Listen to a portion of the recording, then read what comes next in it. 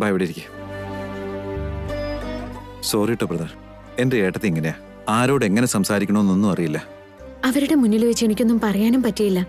എന്തെങ്കിലും പറഞ്ഞാ അവര് കൂടുതൽ എന്തെങ്കിലും പറഞ്ഞുകൊണ്ടിരിക്കുകയുള്ളൂ. എന്നോട് ക്ഷമിക്കണം. എന്താ വൈദേഹി നീയും ഇങ്ങനെ? ഇതെന്റെ കുടുംബമാണെന്നല്ലേ പറഞ്ഞേ? പിന്നെ ഞാൻ എന്തിനു വിഷമിക്കണം?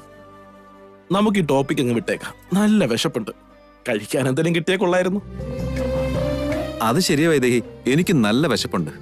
ശർക്കര പായസം ഉണ്ടാക്കിയിട്ടില്ലേ? അത് ഞങ്ങൾക്ക് രണ്ടുപേർക്ക് എടുത്തോണ്ട് വാ. ക്ഷമിക്കണം ദേവേട്ടാ. അതെന്താ അങ്ങനെ പറയുന്നേ? എന്താ പായസം ഉണ്ടാക്കിയില്ലേ? ഉണ്ടാക്കാൻ സമ്മതിച്ചില്ല. ഞാൻ കൊണ്ടുകൊടുത്ത കലം പോലും മാറ്റി വെച്ചു കളഞ്ഞു. നീ വൈദേഹിയാണെന്ന് അവർ തിരിച്ചറിയുന്നത് വരെ ഇങ്ങനെയുള്ള അപമാനങ്ങളൊക്കെ സഹിക്കേണ്ടി വരും വൈദേഹി. പക്ഷെ അതിനെല്ലാത്തിനും ഇന്നത്തെ പൂജയോട് കൂടി ഞാനൊരു അവസാനം ഉണ്ടാക്കും. പൂജയോ? എന്തു പൂജ ദേവ? അത് ഞങ്ങളുടെ വംശത്തെ തലമുറകളായിട്ട് ഒരു ശാപം പിന്തുടർന്നുകൊണ്ടിരിക്കുക. ഓരോ 21 വർഷം കൂടുമ്പോഴും ആ ശാപമുക്തിക്കുള്ളൊരു അവസരം ഞങ്ങൾക്ക് ലഭിക്കും. അത് ഇന്നത്തെ ദിവസമാണ്. പൂജ ചെയ്ത് മഹാദേവനെ പ്രസാദിപ്പിക്കണം. അതിൽ വൈദേഹി എന്റെ അരികിൽ ഇരുന്നു കൊണ്ട് മഹാദേവന്റെ അനുഗ്രഹം സ്വീകരിക്കേണ്ടതാണ്. ഇത് ഭാര്യയും ഭർത്താവും കൂടി ചേർന്ന് ചെയ്യേണ്ട പൂജയായതുകൊണ്ട് ഇവൾ എന്റെ ഭാര്യയാണെന്നും വൈദേഹിയാണെന്നും എല്ലാവരും അന്നേരം മനസ്സിലാക്കിക്കൊള്ളും. അങ്ങനെ ഒരു കാര്യം നടക്കണമെങ്കിൽ ആദ്യം വൈദേഹിയെ അമ്പലത്തിലെത്തിക്കണം. പക്ഷെ വീട്ടിലുള്ളവർ അതിന് സമ്മതിക്കില്ല. അതിനെന്താ ഒരു വഴിയെന്ന് ആലോചിക്കുകയായിരുന്നു. ഇത് കുറച്ച് ബുദ്ധിമുട്ടുള്ള കാര്യം ദേവ. വൈദേഹിയുടെ പേര് കേട്ടാ തന്നെ വീട്ടിലുള്ളവർക്കെല്ലാം ഭ്രാന്ത. പിന്നെങ്ങനെ അമ്പലത്തിലേക്ക്? നിന്നോടൊപ്പം പൂജയ്ക്ക് എങ്ങനെ ഇരിക്കും? ഇതൊക്കെ നടക്കുന്ന വല്ല കാര്യങ്ങളാണോ?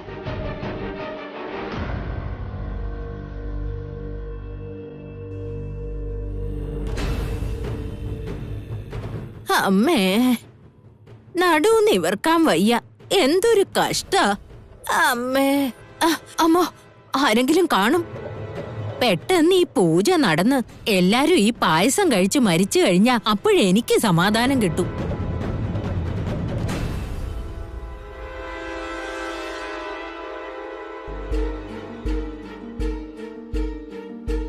വൈദേഹി, അവരാരാ?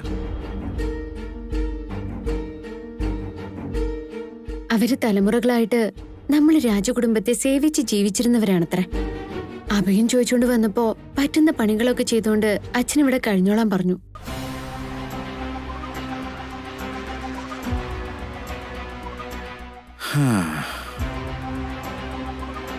എന്നാലേ അവളിപ്പോ നമുക്ക് പ്രയോജനപ്പെടും. അവള് നിന്നെ അമ്പലത്തിലേക്ക് കൊണ്ടുവരും. അവരോ? അതെങ്ങനെ ദേവേട്ടാ? ഞാൻ പറയാം. അതിനുള്ള ഒരു പ്ലാനൊക്കെ ഇപ്പൊ എന്റെ മനസ്സിലുണ്ട്. നീ ഇതിൽ ഇൻവോൾവ് ചെയ്യണ്ട. ഇത് ഞാൻ നോക്കിക്കൊള്ളാം. ദേവേട്ടന് അത്ര ഉറപ്പോടെ പറയുന്നെങ്കിൽ കാര്യം നടന്ന പോലെയാ. ഞാൻ അമ്മയ്ക്കൊന്ന് മരുന്ന് കൊടുത്തിട്ട് വരാം. ആയിക്കോട്ടെ. ബ്രദറും എന്റെ കൂടെ വാ.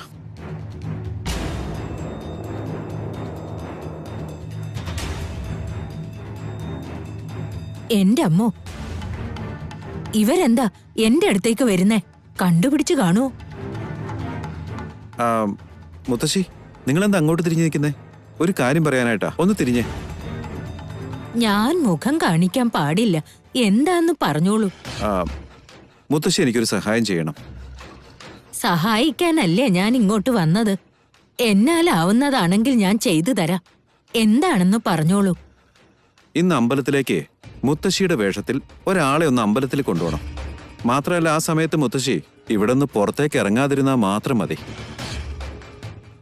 എന്താ പറഞ്ഞത്? എന്റെ വേഷത്തില് മറ്റൊരാളെ വിളിച്ചോണ്ട് പോവുമെന്നോ? അത് തന്നെ. പക്ഷെ ഞങ്ങൾ തിരിച്ചു വരുന്നത് വരെ മറ്റാരുടെയും കണ്ണിൽപ്പെടാതെ മുറിക്കകത്ത് തന്നെ ഇരുന്നോണം. പൂജ നടന്ന ശേഷം ദൈവത്തിന് സമർപ്പിച്ച നിവേദ്യം കഴിച്ചിട്ടല്ലേ എല്ലാരും പോകൂ. അതെ അതെ. വീട്ടിലെ പൂജ കഴിഞ്ഞിട്ടേ അമ്പലത്തിലേക്ക് പോകൂ. പിന്നെ അമ്പലത്തിലേക്ക് ആര് പോവടാ? നേരെ അങ്ങ് കൈലാസത്തിലേക്ക് പോകാം.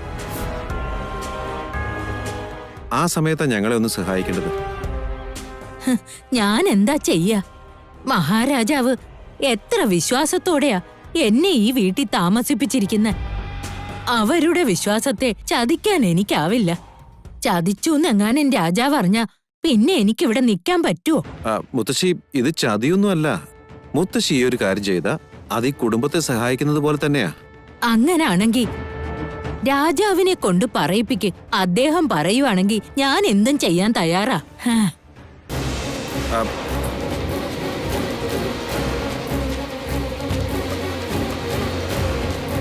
അച്ഛനോട് പറയാൻ പറ്റുന്ന അവസ്ഥയായിരുന്നെങ്കിൽ ഇവരോട് ഇങ്ങനെ ചോദിക്കേണ്ട കാര്യമുണ്ടോ? പിന്നെ ഇപ്പോഴെന്താ ചെയ്യാ? വൈദേഹി എങ്ങനെ കൊണ്ടുപോകും ഇപ്പോ? അവളെ എങ്ങനെയെങ്കിലും കൊണ്ടുപോയേ പറ്റൂ. എങ്ങനെയാണെന്നൊരു പിടിയും കിട്ടുന്നില്ല.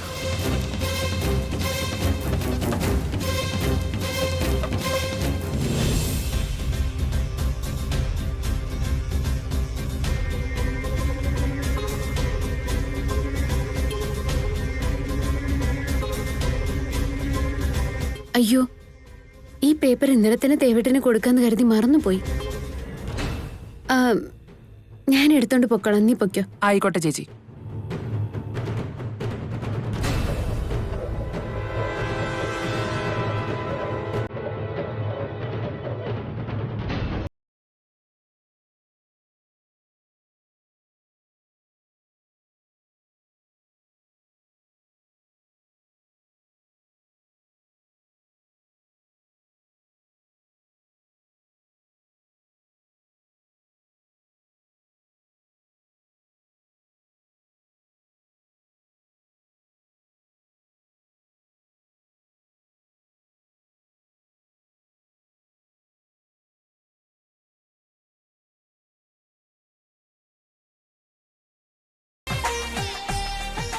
ഏയ്, നീ എന്തിനാ എടുത്തോണ്ട് വന്നേ?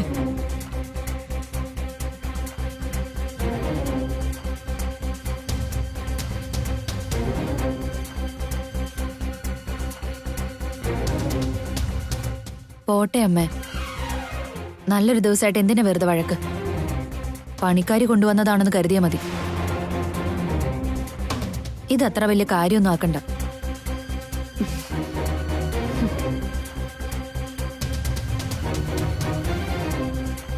നമ്മള് പണിക്കാരിയാണെന്ന് തന്നെയാ വിശ്വസിക്കുന്നത്. പക്ഷെ അവളുടെ മനസ്സിൽ അവള് വീട്ടുകാരിയാണെന്നാണല്ലോ.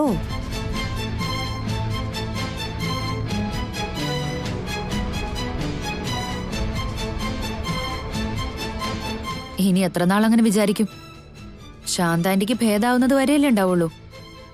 അതിനുശേഷം വീട്ടുകാരിയാവുന്നത് പോയിട്ട് വീടിന്റെ പരിസരത്ത് നിൽക്കാൻ പറ്റില്ല.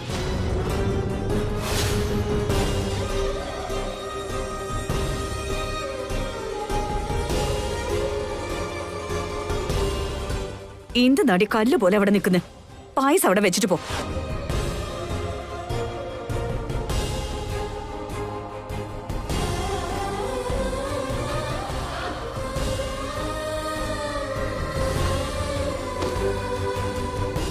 അമ്മയ്ക്ക് എളുപ്പത്തിൽ പറയാം, പക്ഷെ ഇത് കേൾക്കുന്ന എന്റെ മനസ്സ് എന്തുമാത്രം വേദനിക്കുന്നുണ്ടെന്നറിയോ? ഇന്നത്തോടെ ഈ വിഷമത്തിൽ നിന്ന് എന്നെ രക്ഷപ്പെടുത്തണേ ശ്രീരാമ. ഇന്ന് അമ്പലത്തിൽ വെച്ച് നടക്കാൻ പോകുന്ന പൂജകളൊക്കെ വിഘ്നങ്ങളില്ലാതെ നടക്കണേന്ന് ആദ്യം വിഘ്നേശ്വരനോട് പ്രാർത്ഥിച്ചോളൂ. ആരാധ്യേ, നീ തുടങ്ങിക്കോ മോളെ. അത് പിന്നെ ഇന്ദു അമ്മ, എനിക്ക് ശ്ലോകങ്ങളൊന്നും അറിയില്ല.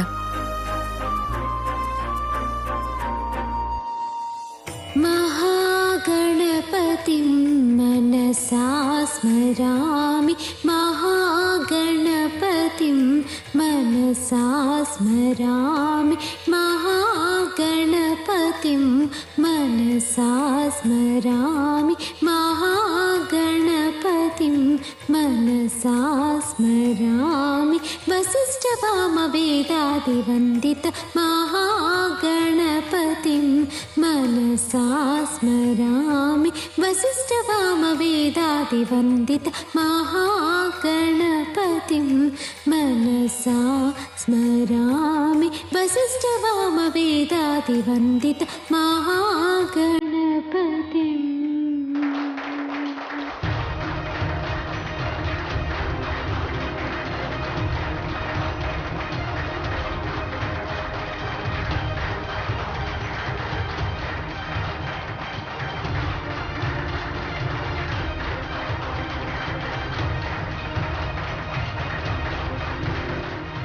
വളരെ നന്നായി പാടി മോളെ.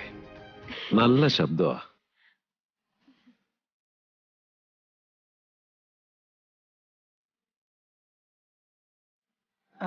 ദാസ, നീ നാളികേരം ഉടക്കേ. ആ ശരി അമ്മേ.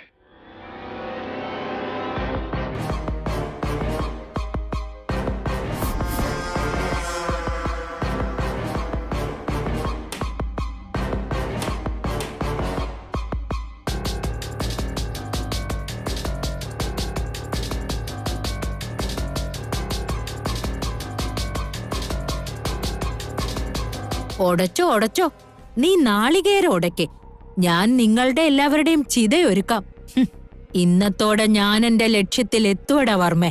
ഞാൻ വിഷം ചേർത്ത പായസം കുടിച്ച് പരലോകത്തേക്ക് പൊയ്ക്കൂ.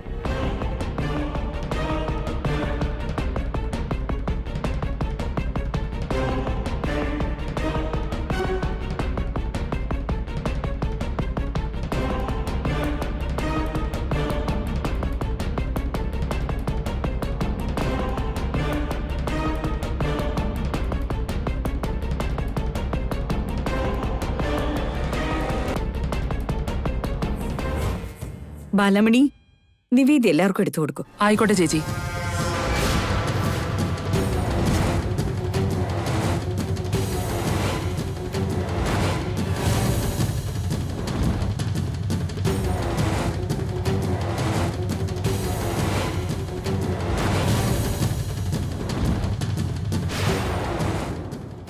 ഞാൻ എടുത്തോണ്ട് വെക്കണം, നിങ്ങൾ പൊയ്ക്കോ. ശരി ചേച്ചി.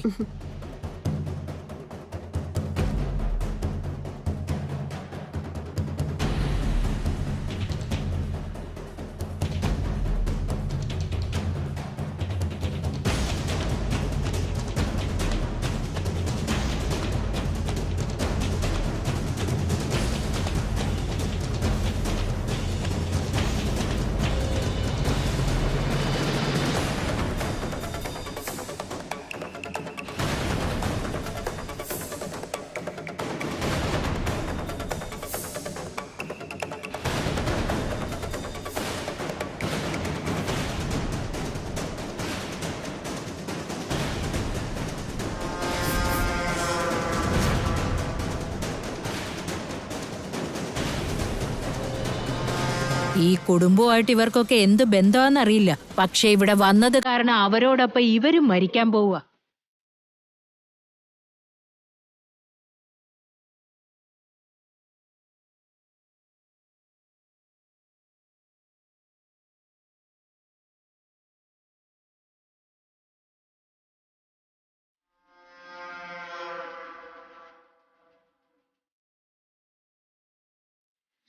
എന്റെ കൈകൊണ്ട് വിഷം ചേർത്ത നിവേദ്യം ഞാൻ എന്തിനു കഴിക്കണം?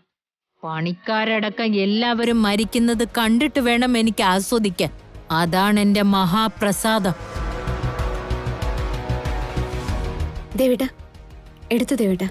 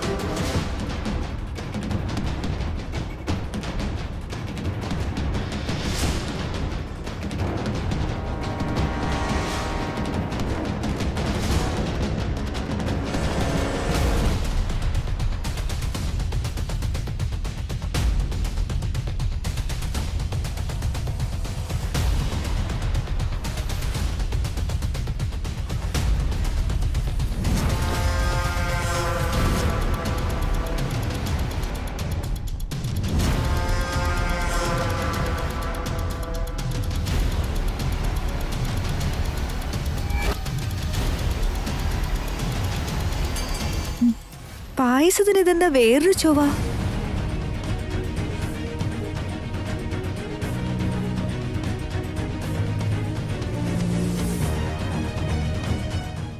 ഊർമിളെ, പായസം നന്നായിട്ടുണ്ടല്ലോ, പിന്നെ എന്തിനാ എങ്ങനെയൊക്കെ പറയുന്നേ? അല്ല, സ്വാദിന് എന്തോ വ്യത്യാസമുണ്ട്. നിങ്ങൾ രണ്ടുപേരും കൂടെ അല്ലേ ഉണ്ടാക്കിയത്? നിങ്ങൾ ഉണ്ടാക്കിയത് നിങ്ങൾക്ക് തന്നെ പിടിച്ചില്ലേ? ഉണ്ടാക്കിയത് ഞങ്ങളാണെങ്കിലും എടുത്തോണ്ട് വന്നത് വൈശാലിയല്ലേ?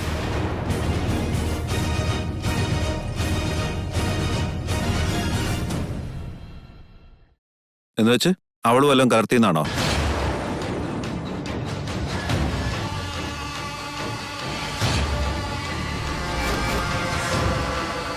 എപ്പോഴും ആരെങ്കിലും എന്തെങ്കിലുമൊക്കെ പറഞ്ഞില്ലെങ്കിൽ സമാധാനം കിട്ടില്ല അല്ലേ? അയ്യോ അതെന്താ ദേവ, ഈയിടെയായിട്ട് വൈശാലി ഒന്നും പറയാൻ പറ്റുന്നില്ലല്ലോ. പറഞ്ഞ ഉടനെ നിനക്ക് ദേഷ്യം വരും. ആരെയായാലും വെറുതെ എന്തിനാ പറയുന്നേ? മോനെ ദേവാ, അത് വിട്ടേക്കടാ. ഊർമിളെ, പായസത്തിന് ഒരു കുഴപ്പമില്ല, കഴിച്ചു.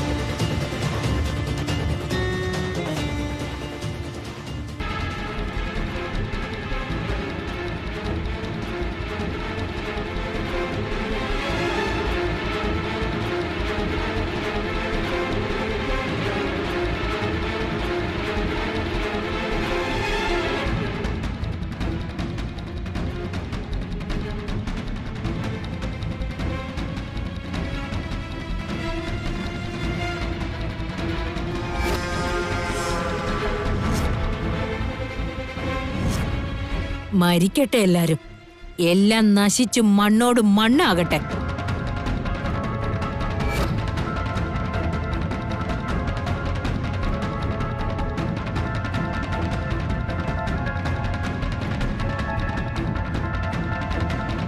ഇവിടെ എല്ലാവരും കഴിക്കുന്നത് കണ്ടില്ലേ? നീ അടുക്കളയിൽ ചെന്ന് പണികൾ തീർക്കാൻ നോക്ക്. ആയിക്കോട്ടെ അമ്മേ.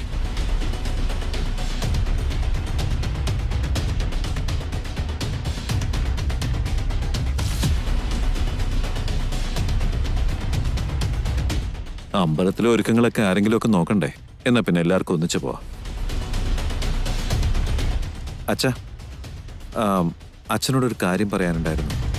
അമ്മായിയെ നമ്മുടെ ഒപ്പം അമ്പലത്തിൽ കൊണ്ടായാലോ എന്ന് ആലോചിക്കും.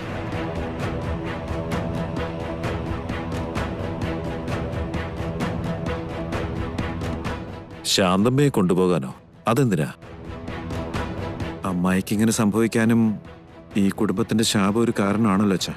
അമ്മായിയെ കൂടെ കൊണ്ടുപോവാണെങ്കിൽ നല്ല കാര്യങ്ങൾ വല്ലതും നടന്നാലോ?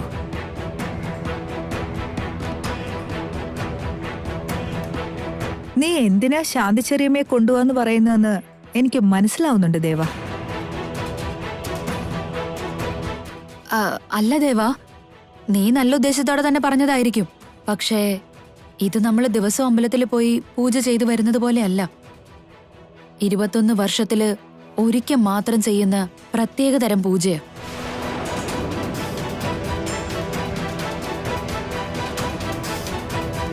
ബുദ്ധിഭ്രമമുള്ള ഒരു സ്ത്രീ വരുന്നത് കൊണ്ട് എന്തെങ്കിലും തെറ്റുകൾ സംഭവിച്ചാലോ? പൂജ എങ്ങാനും തടസ്സപ്പെട്ടു പോയാലോ? ശാപവിമോചനം കിട്ടണമെന്നുണ്ടെങ്കിൽ അത് മുടങ്ങാൻ പാടില്ല. അതും ശരിയാടാ. ആരാധ്യ പറഞ്ഞതിൽ കാര്യമുണ്ട്. ശാന്തി ഇവിടെ തന്നെ നിൽക്കട്ടെ. ഷടാ, അമ്മായി വരുവാണെങ്കിൽ വൈദേഹ്യം വരുന്നല്ല ഞാൻ കരുതിയേ. ആരും സമ്മതിക്കുന്നുമില്ല. അതല്ല ഇന്ദു. ദേവാ, ആദ്യം ഇവിടുത്തെ പൂജ നടക്കട്ടെ മോനെ. ആ പൂജ നടന്ന നമുക്ക് മാത്രമല്ല, ശാന്തിക്കും അതുകൊണ്ട് പ്രയോജനം ഉണ്ടാവും. അവിടേക്ക് കൊണ്ടുപോകുന്നതിനേക്കാൾ പൂജ നടക്കുന്നതല്ല പ്രധാനം. ശാന്തി ഇവിടെ നിന്നോട്ടെ. എന്നാ പിന്നെ എല്ലാവർക്കും ഇറങ്ങാം.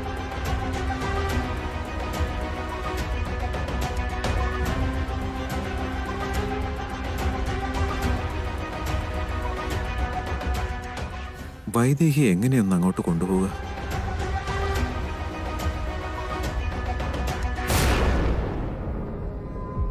എല്ലാവരും വിഷം ചേർത്ത പായസമല്ലേ കഴിച്ചത്? ആർക്കും ഒരു കുലുക്കവും ഇല്ലല്ലോ. അതിലൊരു തുള്ളി തൊണ്ടയിലോട്ട് ഇറങ്ങിയ വിഷം ഛർദിച്ചു മരിച്ചേന്. പായസത്തിൽ കലർത്തിയോണ്ട് കുറച്ച് സമയം എടുക്കുമായിരിക്കും.